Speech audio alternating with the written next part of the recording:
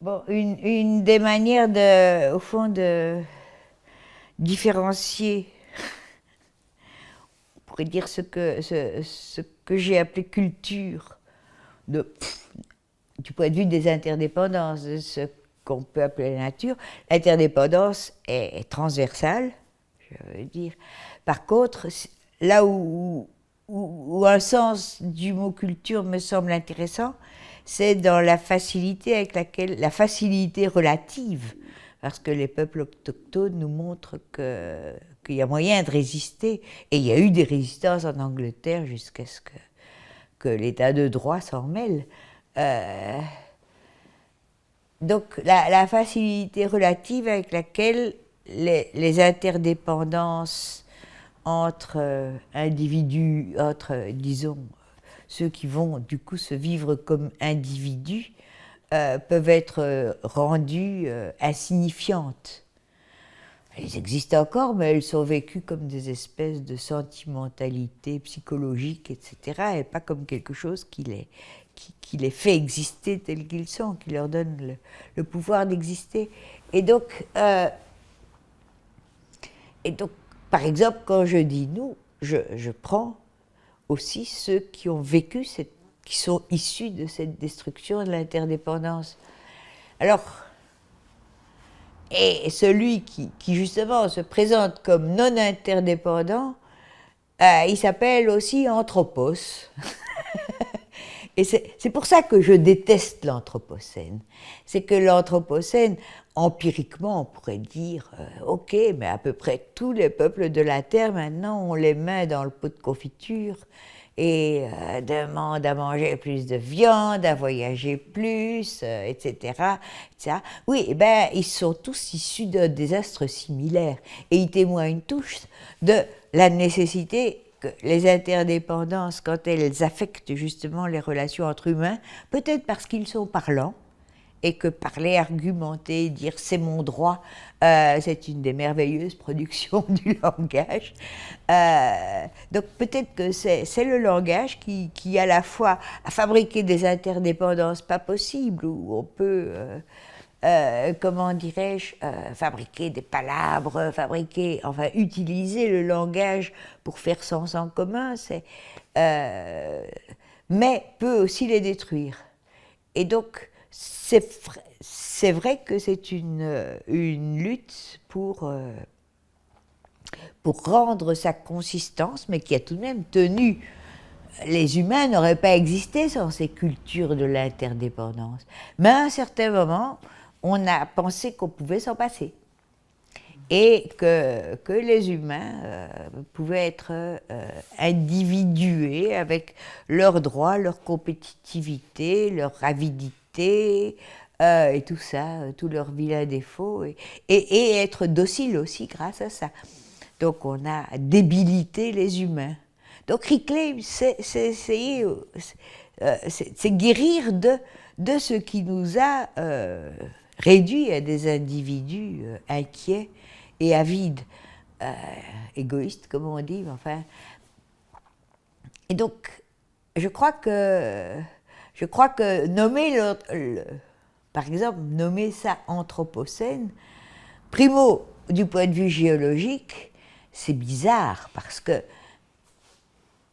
si ce qui se passe se prolonge, ça se prolongera peut-être, il ne faut pas l'oublier, ça se prolongera probablement plusieurs siècles avant que Gaïa éventuellement prenne un autre régime qui sera sans doute différent, et que des géologues d'un futur inimaginable, probablement extraterrestre, pourront voir que là, pendant quelques siècles, mais quelques siècles, c'est un clignement d'œil par rapport au temps géologique, c'est pas une ère, c'est une transition.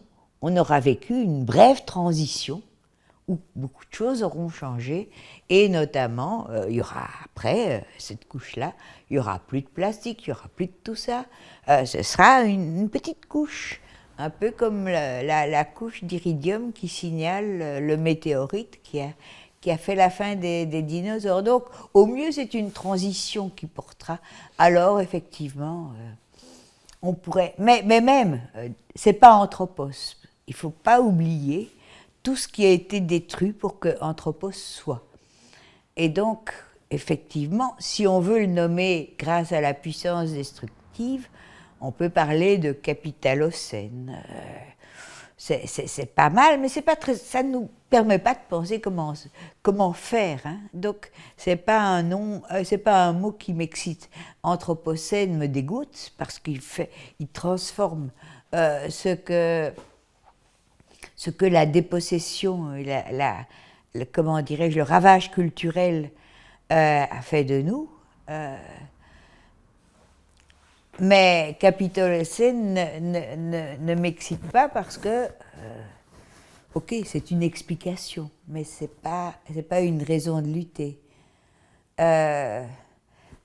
Haraway a trouvé mieux en trouvant Stulocène, qui veut rien dire, mais qui parle d'un présent épais, c'est-à-dire du fait que bien d'autres êtres continuent à vivre dans l'interdépendance et que cette interdépendance, elle, sera peut-être plus solide que donc ce sont cette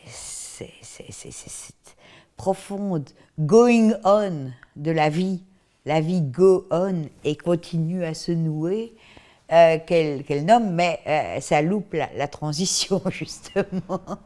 Donc, je ne suis pas sûre que... c'est pour ça que moi, j'ai préféré parler de l'intrusion de Gaïa, point.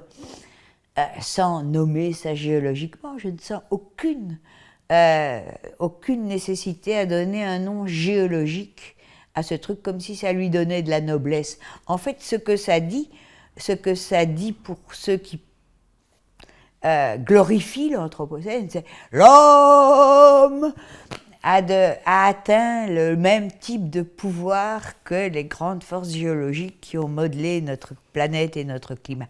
Ce qui est de la connerie en bâton, parce que c'est... Et donc, non, ce qui est de la connerie en bâton, et donc c'est ce pouvoir que nous avons, nous devons le mettre au service d'un bon Anthropocène, où tout sera préservé, retissé, etc. Et c'est ça qui est la connerie en bâton, c'est le bon Anthropocène. L'autre, on peut dire que c'est celui qui s'est pris pour Anthropos, eh bien, c'est lui qui a foutu. Finalement, se réputer Anthropos, c'est aussi une de nos spécialités, donc pourquoi pas. Mais c'est de la connerie en bateau parce que ça confond faire et défaire. Faire, c'est long, compliqué, précaire, et avant que ça gagne de la consistance, etc. Défaire, c'est facile. On peut défaire, on peut démoraliser quelqu'un, on peut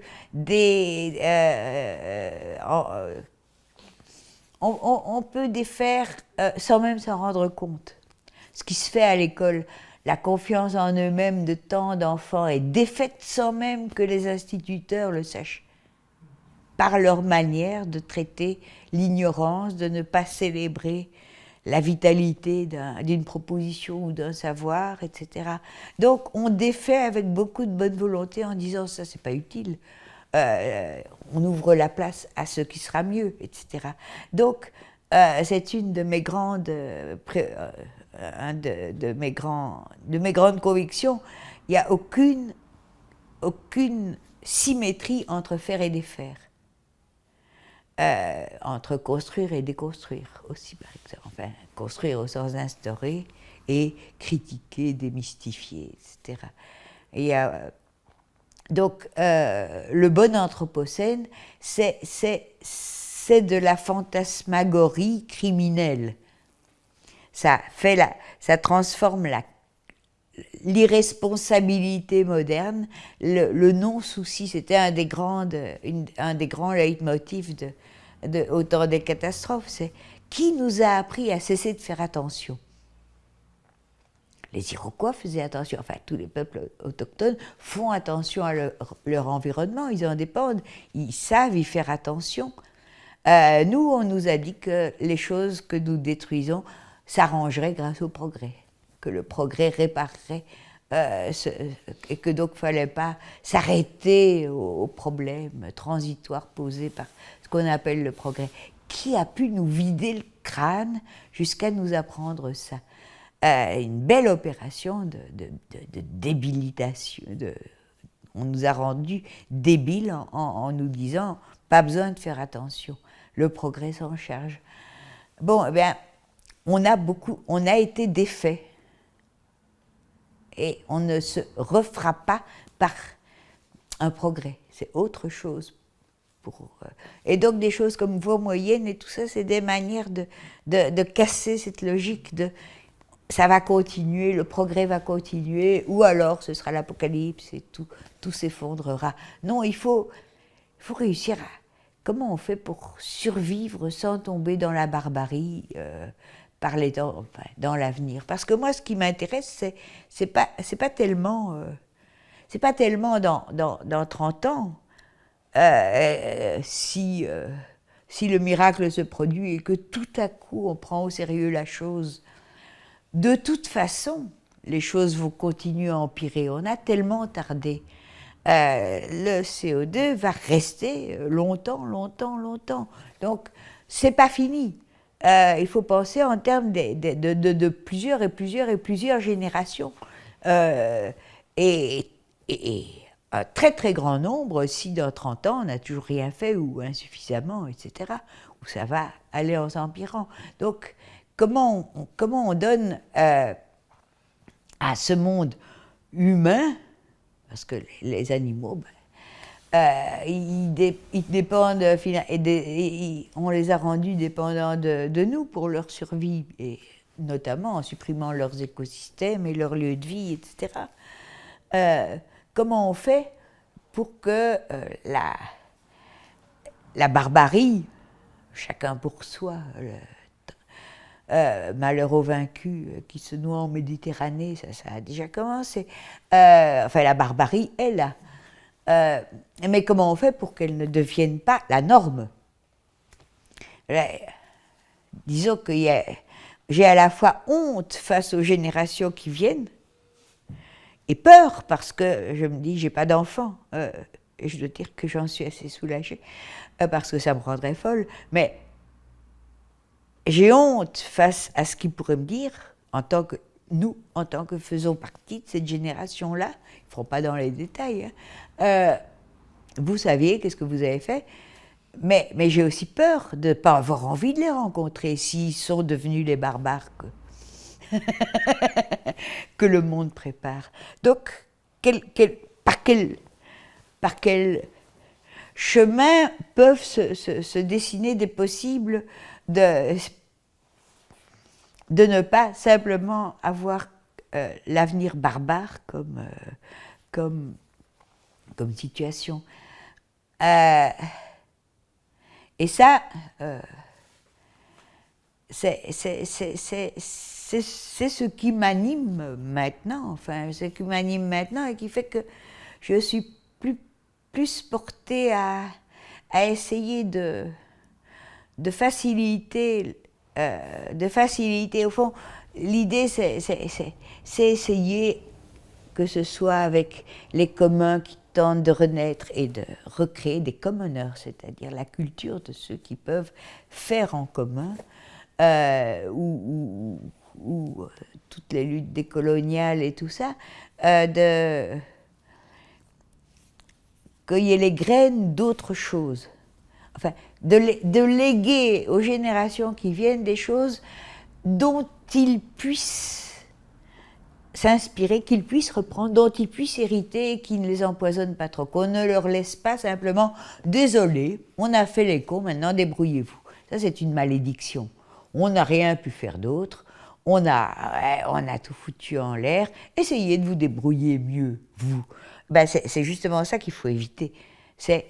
Bon, voilà, on a essayé, on ne peut pas vous léguer grand-chose, mais voilà les petites choses qu'on peut vous léguer. Voilà ce qu'on a appris. Et donc, qu'est-ce qu'on a appris? Ça s'apprend un peu partout. Donc, faire que tout ce qui s'apprend, moi, ce qui m'intéresse vraiment, c'est de faire que ce qui s'apprend, j'ai l'impression que ça apprend de partout. Les peuples du Canada, ça m'intéresse beaucoup, par exemple, ce qu'ils racontent contre la réconciliation qu'on leur propose et pour qu'est-ce que ce serait. Il y a des textes extraordinairement beaux, et d'ailleurs de blancs aussi, mais qui ont appris. Donc cette sensibilité, elle est née, ils ont appris, ils ont été transformés par les Premières Nations. Toutes ces choses sont des choses par rapport auxquelles, je ne dis pas il faut avoir confiance, ils nous sauveront. Non, non, mais il faut l'honorer parce que c'est par là qu'on peut réclamer la force de penser qu'il y a un avenir, qu'il peut y avoir un avenir. Il y a toutes ces humanités multispécifiques qui ont repris cosmopolitique pour faire une cosmopolitique des êtres multiples, mais ils font des choses et ils créent des savoirs de type nouveau. Des gens comme Anat. Et donc, j'essaye de parler d'eux ou de traduire. J'ai beaucoup traduit ces dernières années. J'ai aidé à traduire Anat Singh, Les champignons et Friction. J'ai aidé à traduire Starhawk. J'ai traduit du Starhawk. David Abraham, qui parle justement de cette participation comme étant ce que nous continuons. Simplement, l'écriture nous a hold-upé cette participation aux êtres de la Terre et a fait de nous des animistes fous furieux, mais toujours animistes. Donc, j'ai écrit un texte sur Reclaim animisme, qu'est-ce que ça voudrait dire, sans entrer dans l'exotisme, mais justement en passant par qu'est-ce qui est arrivé à notre culture pour qu'on ne le soit plus, pour qu'on rompe ce lien, ou qu'on croit le rompre, ou qu'on le déplace, comme dit Abraham, mais sur un mode très, très redoutable. Qu'est-ce qui a fait de nous des gens aussi redoutables? Il y a des contrepoisons qui naissent partout, et j'essaye parfois de les croiser, ou de les traduire, de les rendre disponibles, de faire que ce que je vois comme des graines trouvent un terrain qui les accueille, et c'est ça ma responsabilité. Je trouve que maintenant, pour la première fois, au fond, jusqu'au siècle passé, c'est merveilleux de dire au siècle passé, quand j'écrivais, c'était que je sentais que j'avais quelque chose à dire autrement, que je ne voyais pas qui dirait à ma place, et qui pouvait changer des choses, ou en tout cas donner quelques degrés de liberté. Or aujourd'hui, c'est fini. Ça, c'est fini. J'ai l'impression que je suis en pleine contemporanéité, au sens où des tas de gens pensent aussi, et où des tas de pensées fabriquent des espèces de coalitions un peu hétéroclites, mais pleines d'avenir. Évidemment, dans le temps, l'idée de comparer les coexistences symbiotiques multispécifiques et, comment dirais-je, les cultures de faire ensemble des humains, ça aurait été... on rabaisse les humains à des multispécifiques, on aurait hurlé. Non, maintenant, l'idée d'une transversalité qui se dit, par exemple, dans « Nous ne défendons pas la nature, nous sommes la nature qui se défend », l'idée d'une transversalité, et pourtant, comme le dit Haraway, d'une responsabilité, d'un devoir de se rendre capable de répondre qui revient aux humains, justement parce qu'ils ont beaucoup de choses dont ils doivent répondre. Eh bien, c'est ça mon actualité. Je n'ai plus si je ne le dis pas, qui le dira? Mais essayons de densifier, donc j'ai pas de grands livres à écrire nouveaux de ce point de vue-là. Je traduis, je fais des articles, etc. Mais, et je suis dans ce que Donna Haraway, qui a été ma dernière rencontre marquante, parce que longtemps j'avais trouvé terriblement sophistiquée, mais depuis que justement elle est dans ces multispécifiques, Companion Species et autres, Toulousaine, c'est devenu vraiment une compagne de pensée, enfin. Elle a introduit cette figure d'abord de la pensée SF, toutes les dérivatives de SF, depuis science-fiction jusqu'à... et ça, il faut traduire en anglais pour que ça donne speculative fabulation, feminist speculation, etc. Enfin, où je me retrouve tout à fait. J'aime la science-fiction, hein, justement parce que c'est exploré, y compris fait scientifique. Parce que le fait scientifique bien cultivé, c'est ce qu'on... La bonne biologie, par exemple, c'est des faits scientifiques, mais qui mènent ailleurs, qu'il ne faut pas autorité, qui ne sont pas là pour clore quelque chose ou pour armer une conquête, mais pour suivre des intrications où on ne cesse d'en apprendre, mais sans pour autant pouvoir les dominer, non ? Ça ouvre l'imagination. Bon, donc, ça, c'est ma dernière rencontre, et elle a introduit notamment cette figure string figures, les jeux de ficelle. Vous connaissez les jeux de ficelle, hein ? Il faut 2 mains ou 4 mains, enfin, comme elle dit, ou des appendices, hein, etc. Et ça correspond assez bien. D'abord, j'ai tout de suite adopté ça, avec le prendre soin des ficelles, c'est-à-dire ne pas couper les ficelles et dire « j'ai trouvé ». Non. Comment dirais-je, quand je dis je veux cultiver la redevabilité à ceux qui m'ont appris à penser et à vivre, c'est bien prendre soin des ficelles où j'ai tissé des motifs avec eux, mais je n'ai pas créé, et je ne les renvoie pas dans le passé. Je suis pas bon, je me sens en jeu de ficelles, donc reprendre les motifs pour en faire d'autres un peu différents, etc. C'est ma situation à l'heure actuelle. C'est non plus des rencontres au sens où ça m'ouvre quelque chose, mais des motifs qu'il s'agit de reprendre et de tisser ensemble parce que parfois, mais non, c'est bien dans l'air du temps. Cette transversalité qui est toujours risquée parce que comment dirais-je, les identifications et à la nature, enfin, ce qu'on appelle nature, et on produit beaucoup de conneries, mais on est dans une situation où la transversalité est vraiment un instrument de pensée. Qu'est-ce qui est digne d'être transversal ? Les interdépendances sont dignes d'être transversales parce que c'est des facteurs de vie ou de mort un peu partout. C'est ce dont dépend le rendre, devenir capable de quelque chose dont on n'était pas capable. Et ça veut dire aussi désindividualiser le « je suis capable de ». Non, je ne suis pas. Qui te rend capable de rendre grâce à tous ceux grâce à qui on a. Il y a ça dans les jeux de ficelle aussi.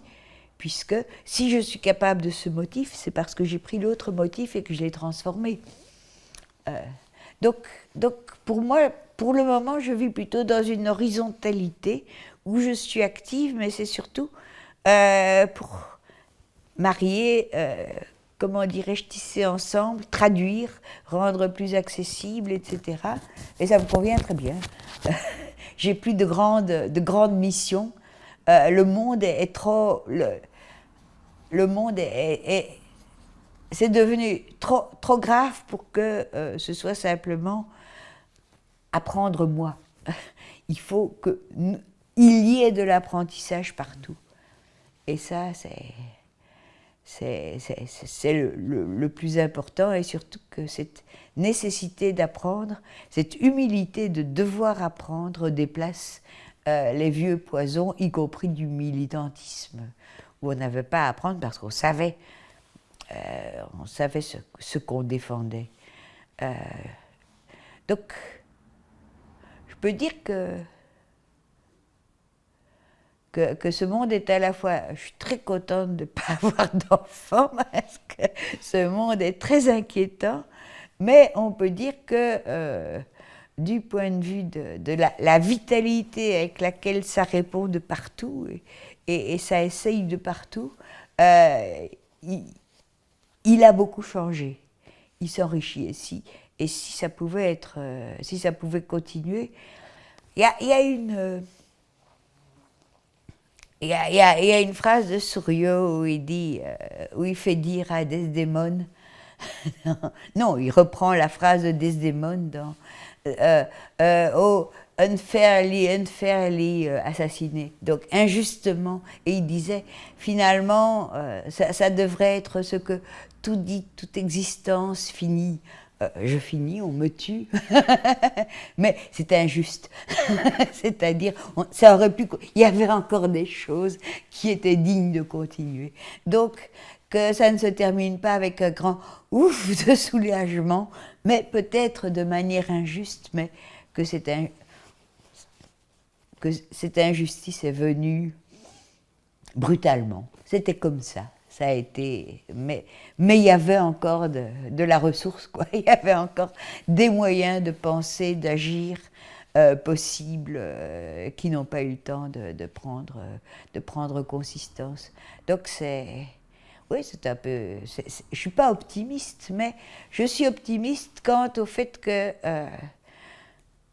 ça va continuer.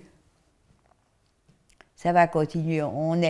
La barbarie va s'amplifier, mais ce ne sera pas un devenir barbare tranquille. Il reste des ressorts. Oui, il restait des ressorts. Enfin, je veux dire, il restait des ressorts. On a l'impression que plein de choses se donnent à penser et deviennent pensables, et qui ne sont pas du tout de l'ordre de la modernisation, d'aller terraformer Mars ou de Elon Musk et compagnie. Hein. Ça, c'est assez bien pornographique, mais enfin... Il y a évidemment moyen de dire que... Moi, je vois les choses qui bougent, hein, et je vis dans un monde privilégié, mais les choses qui bougent peuvent aussi concerner des gens qui sont maltraités, mais la manière dont ils peuvent résister, comme par exemple les peuples canadiens. Donc, ce que je vois, c'est de la pensée qui surgit. Évidemment, quand on voit les faits, quand on voit le Covid, on peut se dire, ben voilà, ce qui nous attend, etc. Bon, effectivement, dans un épisode comme le Covid, par exemple, ben, on a au début, en France, hein, mais en Europe, pas aux États-Unis, parler du monde de demain, enfin, est-ce que ce serait une occasion? Mais je ne crois pas que le monde de demain va naître par occasion comme ça. Frédéric Lordon avait dit juste avant le Covid dans un article quelque chose que je me suis dit, il ne faut jamais oublier ça. Ils ne lâcheront rien. Et le « ils », c'est le consortium État-capitalisme, etc. Ils ne lâcheront rien. Et effectivement, ils ont joué à lâcher, mais on voit maintenant la reprise, et effectivement, plein de gens qui n'attendent que de faire du shopping, etc. Pas tous, hein. Il y en a qui essayent de trouver quelque chose qui fasse plus de sens. Mais c'est des majorités, c'est des minorités. De toute façon, on ne voit que le début. Le Covid, c'est une espèce ça va peut-être encore durer longtemps, mais c'est ce qu'on appelle une crise. Or, on entre dans une période qui ne sera pas une crise, puisque, je le disais, avec Gaïa, on ne pourra jamais dire « ça y est, c'est derrière nous ». Non, non, Gaïa ne sera jamais derrière nous, elle sera toujours avec nous. Et on sait que ce « avec » n'a rien de confortable, il forcera à penser tout le temps, à moins qu'on laisse tomber, qu'on lâche tout. Mais donc le Covid n'est pas représentatif de l'avenir pour moi justement parce que c'est une crise et parce que les acteurs, État, industrie, etc., sont encore en plein arroi.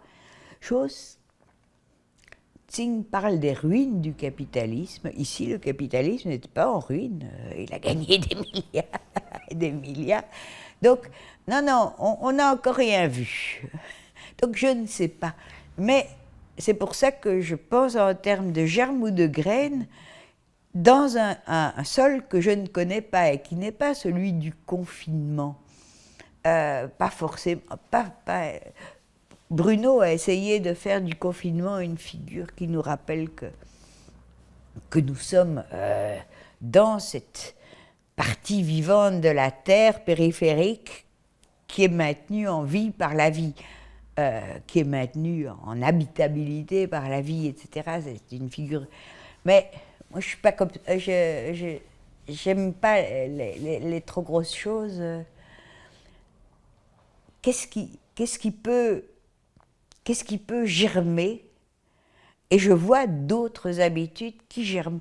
Tout de même, le nombre d'initiatives qui sont dérisoires au niveau de la globalité des problèmes, mais qui sont tout de même nouvelles, depuis 20 ans, ça me frappe.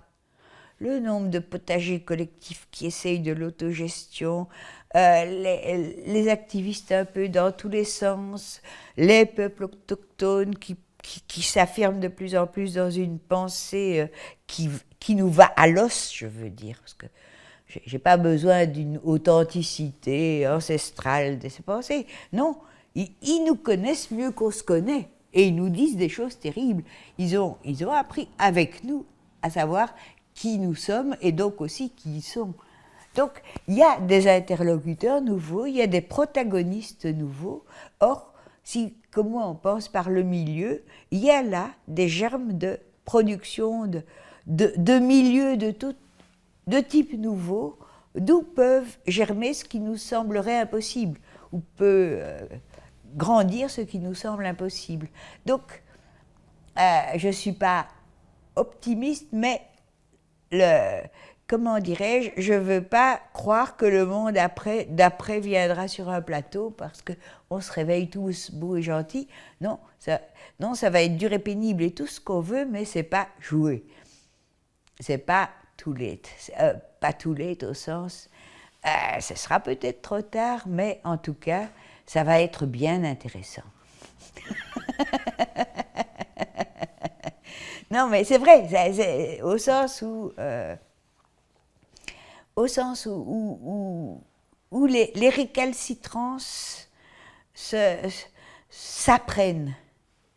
Et tant de faux problèmes qui nous ont paralysés, sont en train de partir. Le rapport à nature-culture, individualité, totalitarisme, tout ça, ça a pris le nombre de grandes idées indépassables qui ont pris un coup de vieux en 20 ans, c'est énorme. Ça ne nous sauvera pas, mais ça crée des terrains nouveaux. Et donc, je ne sais pas. Je ne sais pas, mais c'est un je ne sais pas qui ne doit en aucun cas dire à qui que ce soit « il n'y a plus rien à faire, laisse aller ». On n'a pas le droit de maudire l'avenir. Et on a des raisons de ne pas le maudire.